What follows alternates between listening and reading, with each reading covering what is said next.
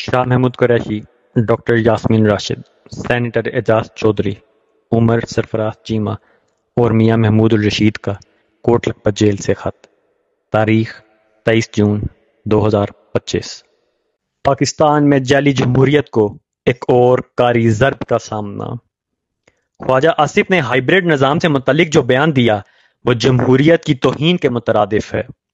چونکہ وہ مسلم لیگ نون کے مرکزی ترجمان ہیں، ہم سمجھتے ہیں کہ پارٹی کو ان کے اس بیان کی حمایت حاصل ہے، مگر پاکستان کی عوام نہ اس بیان کو تسلیم کرتے ہیں نہ ہی ان کی اس سوچ کو۔ وہ تو حقیقی عوام نمائندہ جمہوریت پر یقین رکھتے ہیں۔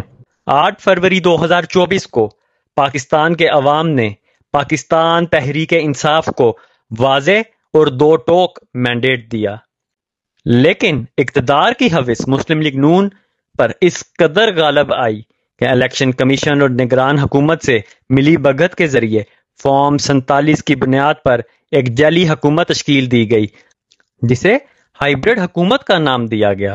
یہ سب ایک کھلا مذاق ہے۔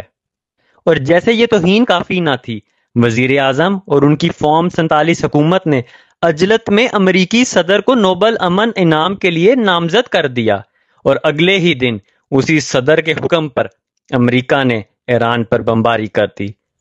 امریکہ بخوبی جانتا تھا کہ پاکستان کا موقف کیا ہے۔ دفتر خارجہ نے باقاعدہ اعلان کیا تھا، پاکستان غزہ میں جاری نسل کشی اور ایران پر اسرائیلی جارحیت کی شدید مذمت کرتا ہے۔ آج پاکستان کے عوام پوری قوت کے ساتھ غزہ اور ایران کے شانہ بشانہ کھڑے ہیں۔ آج ہر ذی شعور پاکستانی اس صورتحال پر افسوس کرتا ہے۔ امریکہ ہمارے زخموں پر نمک چھڑک رہا ہے۔ ان کا کہنا ہے کہ پاکستانی حکومت کی مذمت صرف دکھاوے کے لیے ہے، محض عوام کو بہلانے کا ایک طریقہ ہے۔ اگر واقعی ایسا ہے تو ہمیں بحیثیت قوم شرم سے سر جھکا لینا چاہیے۔ خدا کرے ہم پھر کسی اور کی جنگ میں فرنٹ لائن ریاست نہ بنے۔ ہم پہلے ہی جنرل ضیاء اور جنرل مشرف کے ادوار میں افغانستان کی جنگ کے عذاب جھیل چکے ہیں۔ یہ بات صاف اور دو ٹوک ہونی چاہیے۔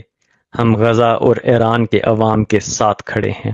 ہم بات چیت، اصولی موقف اور پرامن بقائے باہمی پر یقین رکھتے ہیں۔